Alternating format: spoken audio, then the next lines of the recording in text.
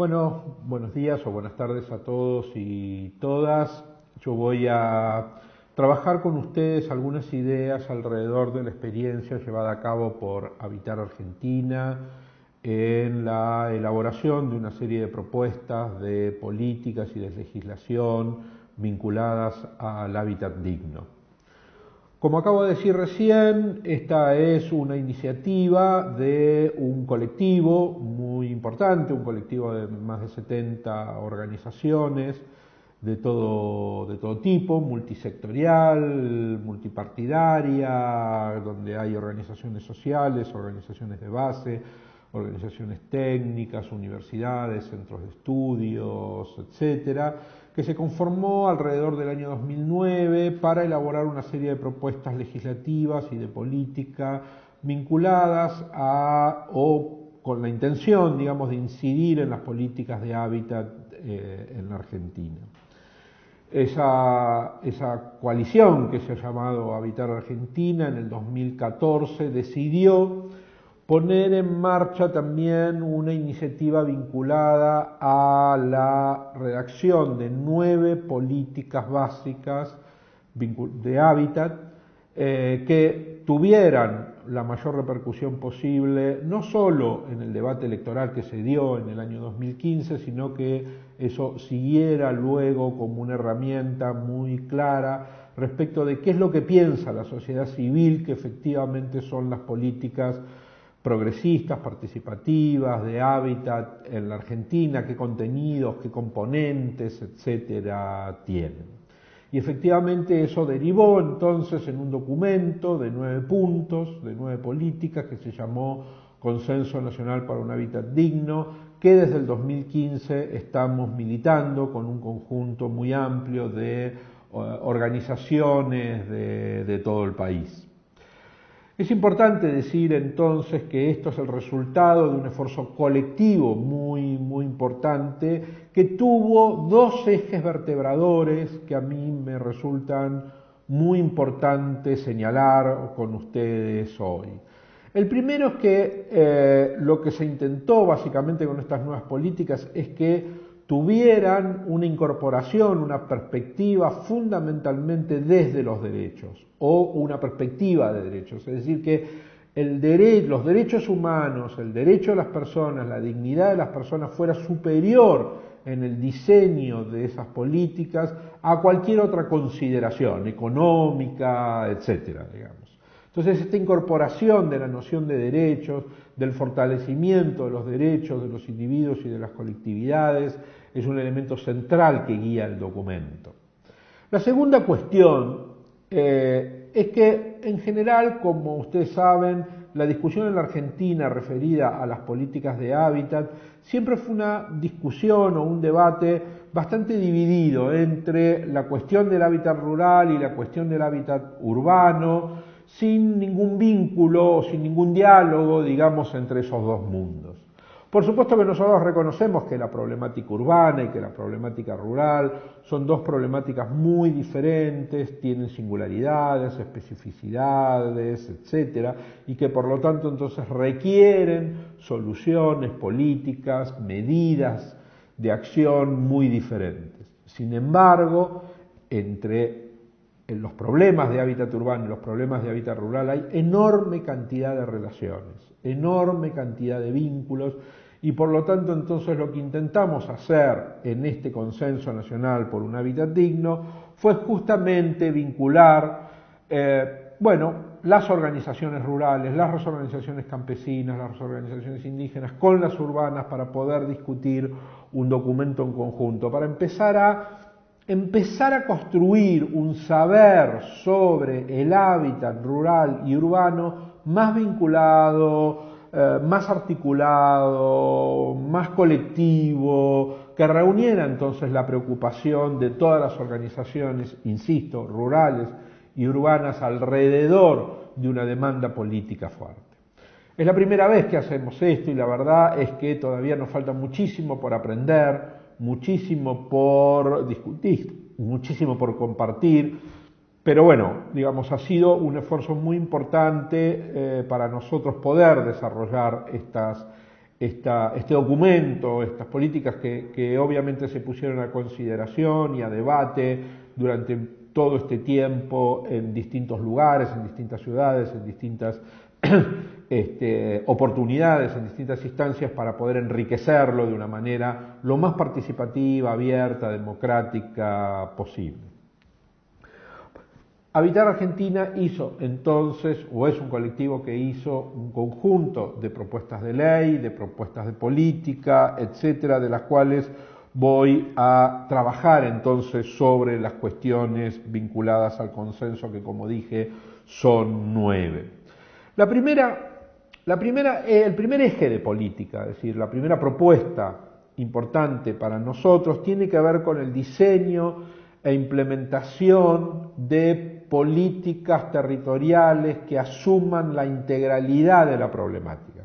¿Qué estoy queriendo decir con esto? Que en verdad en la Argentina y en general en América Latina, el abordaje de los problemas territoriales, de los problemas de hábitat, no importa si son urbanos o rurales, siempre se hizo de una manera completamente fragmentada y por lo tanto entonces, no sé, las políticas ambientales y las secretarías de desarrollo ambiental o sustentable, etcétera, van por un lado, las políticas de vivienda van completamente por otro lado, las políticas de producción van por otro lado, no dialogan entre sí, etcétera, y por lo tanto entonces en esa fractura de las políticas, en esa fractura de la acción en el territorio, obviamente es más fácil poder violar las leyes, las normas, las políticas, etcétera. Necesitamos una mirada mucho más integrada, mucho más articulada. Hemos tenido muchos fracasos precisamente por mirar cada una de estas problemáticas, la infraestructura, la vivienda, la producción, el medio ambiente como cosas completamente separadas. Y por lo tanto entonces es muy importante articular en las soluciones que se dan en el territorio las distintas lógicas, las distintas racionalidades, las distintas demandas, pero, insisto, de una manera lo más integral posible. Aquí aparece muy fuerte el tema de la función social de la propiedad, que entiendo ustedes ya vieron en una clase anterior. La noción de función social y ecológica de la propiedad no distingue entre dimensiones diferentes, al contrario, lo que hace es integrar de una manera cada vez más estrecha las cuestiones referidas a la propiedad del territorio, al uso del territorio, etcétera, y obviamente basados en ese principio muy importante de la función social y ecológica de la propiedad, es donde estamos insistiendo que es imposible seguir con políticas fracturadas. Tal es la fractura que muchas veces a las políticas del territorio rural se le aplican criterios urbanos en la misma lógica que, como si fuera básicamente situaciones parecidas o iguales. Claramente, y esto lo voy a tomar de los compañeros de INCUPO, de los compañeros de ASINA, de los compañeros de la REDAF, reconocer las especificidades del territorio campesino es reconocer de que hay una fuerte ligazón entre monte, río, flora, fauna, producción, hábitat, etc. No puede haber, insisto, políticas divorciadas, políticas fracturadas, cuando en realidad el territorio en el que se vive también es el territorio en el que se disfruta, se trabaja, etc. Y por lo tanto entonces hay una trama ahí cultural, simbólica, ambiental, que está muy vinculada. La política tiene que recuperar la integralidad para poder dar respuestas eficaces, eficientes a los problemas que tenemos de acceso al suelo, de acceso al territorio, de producción, etc. La segunda cuestión en la que estamos siendo muy fuertes, digamos, es que no es posible que el Estado siga dejando en manos del mercado la lógica del uso y de la ocupación del territorio. Cuando el uso y la ocupación del territorio quedan en manos del mercado, el territorio se vuelve un campo de disputa en el que obviamente, como ustedes saben, en ese campo de disputa siempre ganan los que más tienen, los más poderosos, los que más relaciones poseen, etc. Por lo tanto, entonces, para nosotros es muy importante que el Estado asuma que una política territorial es también una política que tiene que regular y redistribuir las rentas del suelo en el territorio. El Estado tiene que entender que tiene que hacer un esfuerzo muy importante por meterse en el mercado, por intervenir en la lógica del mercado. El mercado no tiene cómo, el mercado es el peor distribuidor de beneficios. Por lo tanto, es imprescindible que el Estado intervenga en el funcionamiento del mercado. ¿Por qué esto es así? ¿Por qué el mercado es el peor asignador? Porque el mercado tiene una lógica de funcionamiento con tres mecanismos básicos. Primero, el mercado dirige sus inversiones básicamente a aquellos territorios en los que puede tener alguna renta, alguna ganancia, que tiene un mercado solvente. Si no tiene ganancia, si no tiene renta, si no tiene población capaz de pagarle, obviamente no va a hacer ninguna inversión. Es decir, que todas sus inversiones van dirigidas donde efectivamente puede obtener algún tipo de beneficio o de lucro. Esto supone que efectivamente esas inversiones que es el mercado, muy diferenciales porque solo se dirige ahí, también lo que hacen es valorizar el suelo de manera diferencial. Y si cualifica el suelo, valoriza el suelo de una manera diferencial, lo que hace es diferenciar a la población en el espacio. El mercado es el principal segregador, es el principal agente que segrega a la población en el espacio, que no integra precisamente por esa cualidad que tiene. ¿Hay un mercado bueno y un mercado malo? No, hay un mercado que funciona de esa manera y que por lo tanto entonces la responsabilidad primaria para corregir ese funcionamiento segregador, competitivo, en el que solo ganan los poderosos, es el Estado. El Estado tiene la responsabilidad no solamente de regular una serie de aspectos ambientales, etcétera, que por supuesto estamos de acuerdo, y de producción, sino también de regular la intervención del mercado para que el territorio no se convierta en un campo de disputa donde ganan siempre los poderosos, donde ganan siempre los que tienen más dinero, los que ganan siempre los que tienen más acceso a justamente las ventajas, digamos, de la sociedad. Por lo tanto, entonces aquí hay una cuestión, un segundo punto, como decía recién, enormemente trascendente de responsabilidad de la política pública, que es proteger a los más débiles de la acción del mercado. Tercera cuestión que plantea el consenso, tercer eje de política que plantea el consenso, la cuestión de la regulación de los alquileres. En la Argentina, la relación de alquiler es una relación que el Código Civil deja librado a las manos de un propietario y de un inquilino, suponiendo, de una manera falsa, que esa relación es una relación, de pares equilibrados. Ya se sabe que el propietario tiene una capacidad de imponer una serie de condiciones a los inquilinos, no importa si estos son urbanos o rurales, digamos, muy diferentes.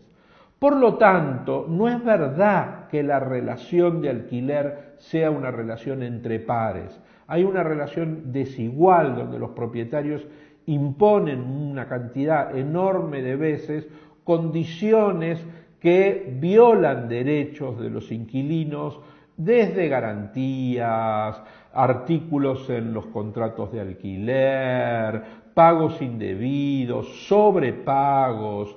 Entonces el Estado tiene que tener una acción muy importante para regular estos abusos que muchos de los propietarios y los intermediarios inmobiliarios tienen, de pagos, de sobrepagos, de abusos en los contratos de alquiler, en el articulado de los contratos de alquiler, en las garantías, etcétera, porque vuelvo a insistir que el punto en el que se basa el Código Civil para regular los contratos, que casi no los regula, de alquiler, es un punto falso. Insisto que es que el propietario y el inquilino tienen relaciones igualitarias, cuando no las tienen.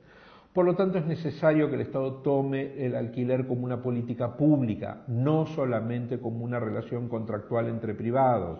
Cuando el alquiler se convierte en una política pública, el Estado sale a proteger los derechos de los inquilinos rurales y de los inquilinos urbanos, que necesitan un lugar donde producir, donde vivir, etc. Y el alquiler o el arrendamiento es también una posibilidad de poder tener un ámbito de trabajo, de vida digno, etc. El problema es que, vuelvo a insistir, los abusos son tan grandes que efectivamente ser inquilino en este país es ser una persona sin derechos, es ser una persona básicamente librado a los abusos de intermediarios inmobiliarios, propietarios, etc. Por lo tanto, el tercer punto que tiene que ver con el arriendo, con los alquileres, es un punto muy importante. Quiero decirles a todos y a todas que si bien en el interior de la Argentina quizás el porcentaje de arriendos es menor, en muchos otros lugares como Córdoba, Santa Fe, Buenos Aires, etcétera, el porcentaje de familias que arriendan llegan a casi el 30%. No es un número menor de familias urbanas, periurbanas y hasta rurales que están alquilando tierra o vivienda. Es un número socialmente muy importante, es una cantidad de familias socialmente muy importante, muy relevante. El cuarto punto en el cual nosotros hacemos hincapié en el consenso tiene que ver con priorizar dentro de las políticas de hábitat todos aquellos mecanismos, programas y acciones que faciliten la producción social del hábitat. ¿Qué significa la producción social del hábitat? En general, todo el hábitat en la Argentina está producido de una manera mercantilizada. O bien uno tiene que recurrir al mercado para comprar, etcétera, etcétera, o bien la política pública de vivienda social, urbana o rural, está encargada a empresas constructoras que mercantilizan ese producto. Sin embargo, más de dos tercios, o sea, casi el 70% del stock construido en la Argentina se construye a través de autogestión, autoconstrucción, métodos solidarios de edificación, de construcción, tanto de infraestructura como de viviendas, como de redes, como de servicios, etc. Ese campo, ese enorme volumen de producción de hábitat que se autogestiona, que se autoconstruye, casi no tiene ayuda estatal. Toda la ayuda estatal está puesta en las empresas constructoras o en el mercado que compra y vende.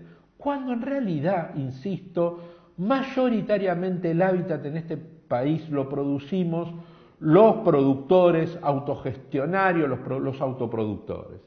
Estamos entonces insistiendo en la necesidad de que hay que dar vuelta a la tabla, de que hay que cambiar las políticas de hábitat estatales para que el Estado se ponga al servicio, construya mecanismos, construya financiamiento, etcétera, para todos aquellos procesos que tienen como centro el hábitat con producción, con autoproducción, con producción solidaria, con mecanismos que no son mecanismos de mercado o mercantilizados. Estos son también, entonces, una forma de producir hábitat enormemente trascendente que, vuelvo a insistir, no tiene mucha ayuda, mucha colaboración ni mucho financiamiento en el país. Sin embargo, hay una serie de programas, quizás muy chiquitos, quizás marginales, etcétera, pero que son enormemente representativos de que efectivamente la gestión de los colectivos, de los grupos colectivos, tanto rurales como urbanos, en la gestión del hábitat son enormemente más ricos que, obviamente, ir a comprar una casa o que te la den producida por una empresa constructora. El quinto punto del consenso tiene que ver con las cuestiones de seguridad. En general parece que la seguridad personal y colectiva no es parte de la discusión del hábitat. Y la verdad que para nosotros, en Habitar Argentina y en las organizaciones que la conformamos, la seguridad democrática es también un punto importantísimo dentro de cualquier política de hábitat. ¿Por qué? Porque es justamente en los barrios más pobres, en los campesinos más alejados, donde los niveles de inseguridad, donde los niveles de violación de la seguridad personal son mayores, donde mayor inseguridad hay, donde el Estado te deja a merced de redes delincuenciales, a merced de patotas de gente poderosa, etc. Es justamente en los barrios más pobres, en los barrios de las periferias de las ciudades, en las áreas campesinas que están alejadas de cualquier posibilidad de que el Estado se preocupe y tenga mecanismos, instrumentos de seguridad. Por lo tanto, entonces, lo que estamos aquí es haciendo una propuesta muy concreta de seguridad democrática para todos y especialmente para los barrios más vulnerados, más vulnerables, para los campesinos, para los agricultores periurbanos, etcétera, etcétera, etcétera. Esto es enormemente importante, enormemente trascendente. No podemos dejarle la seguridad de nuestra y de nuestros hijos en manos de la policía. La tenemos que construir nosotros, junto con el Estado, junto con la policía. Tenemos que pedir a gritos una seguridad democrática que tenga la participación de cada una de las organizaciones, etcétera, para controlar la acción de la policía, para que la policía no sea socia de los delincuentes, de las redes de ilegalidad, etcétera. El discurso, las propuestas de seguridad son un discurso y una propuesta que están vinculadas estrechamente al hábitat.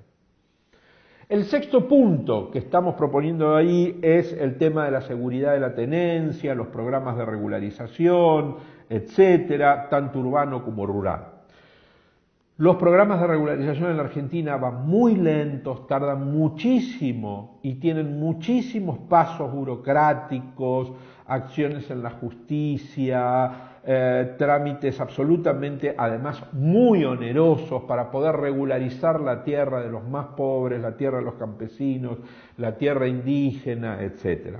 Necesitamos programas mucho más activos, mucho más eficaces, mucho más simplificados y mucho más respetuosos de los factores culturales de cada uno de los barrios.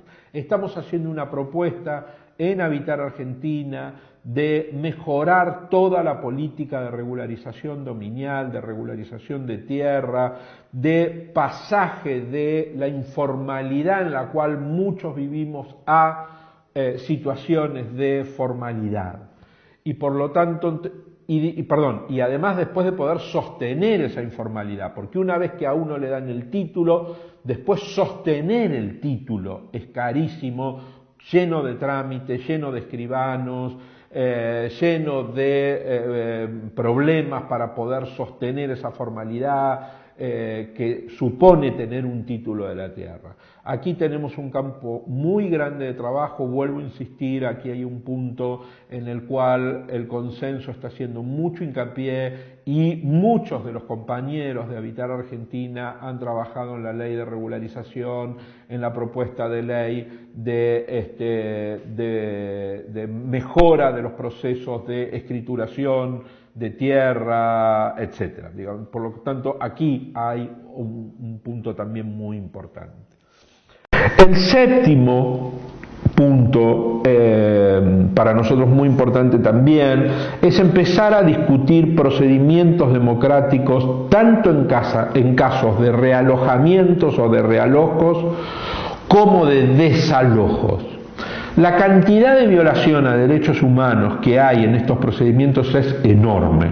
La acción policial y judicial completamente desmedida en caso de desalojos, como también en caso de realojos necesarios, como por ejemplo cuando hay que abrir una calle, una ruta, tener que correr a una familia para que esa ruta beneficie a una comunidad, etcétera, etcétera, suelen hacerse con métodos violentos, suelen hacerse con métodos completamente desprovistos de cualquier protección de derechos.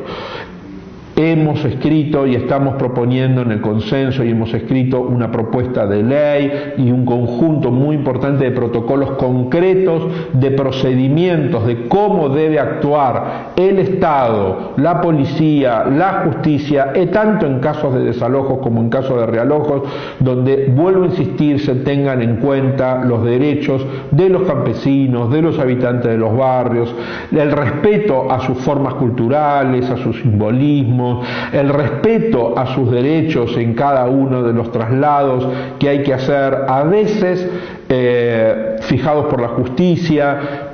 De cualquier manera, aquí hay un vasto camino, vuelvo a insistir, por trabajar y que obviamente se necesita obviamente seguir profundizando. El octavo punto tiene que ver con la participación y el acceso a la información. Creo que ustedes el tema de la participación, del valor de la participación popular, del valor de la participación democrática, ya lo han visto en otros módulos de este curso, de este seminario, pero quiero que sepan que efectivamente el consenso lo ha tenido como uno de sus 9 puntos relevantes. No hay proceso de construcción de hábitat democrático si no hay participación, si no hay respeto a las formas de vida, a los procesos culturales, a los componentes culturales, a los procesos sociales que hay en cada barrio, en cada comunidad campesina, etc. Pero además, para poder hacer eso, para poder tener un proceso participativo democrático, es necesario tener un acceso fácil, directo a la información. Sin información no se puede participar. Y nosotros estamos reclamando y hemos hecho un proyecto de acceso a la información para que todas las comunidades puedan estar informadas de los procesos que supone cada política pública, de las instancias, de las medidas que se toman en cada política pública, y por lo tanto entonces esto para nosotros es un tema crucial. El último punto, el 9º punto, tiene que ver con el acceso universal a los equipamientos, a los servicios y a las infraestructuras. Miren, lo que estamos diciendo aquí es que efectivamente si hay una obligación estatal por encima de cualquier cosa, es la de construir aquellos elementos que hacen digna la vida. Y esos elementos que hacen digna la vida son los servicios, son las infraestructuras, son las redes. Aún más que la propia casa, porque la casa la podemos construir nosotros, con nuestra familia, con nuestros vecinos, con nuestros, no sé, digo, de múltiples maneras, pero nosotros no podemos construir caminos, redes de cloaca, redes de agua, redes de electricidad, que llegue un transporte público hasta cerca de nuestras casas. Eso es una responsabilidad estatal básica. Y es la posibilidad de poder tener acceso a esos servicios es lo que nos cambia la vida. Por eso hacemos hincapié en que la responsabilidad primaria del Estado es tener que brindar estos servicios públicos, que son bienes públicos que tienen que ser universales para el conjunto de la sociedad, y no solo para los más ricos, y no solo para los más poderosos. Por lo tanto, entonces, este 9º punto, que es la responsabilidad estatal en la construcción de redes, de servicios, de infraestructuras, de equipamientos sociales, es decir, de salud, de educación, etcétera, para nosotros es el 9º y último punto, que es tan importante, no porque este último sea el más importante, sino que es tan importante como los demás. Bueno, intenté sintetizarles a ustedes muy brevemente estos 9 puntos muy concretos que estamos demandando, que estamos usando como herramienta de lucha en cada discusión, en cada evento. Nosotros creemos que una política pública se compone de estos 9 ejes. Quería sintetizárselos. Muchísimas gracias a todos y a todas.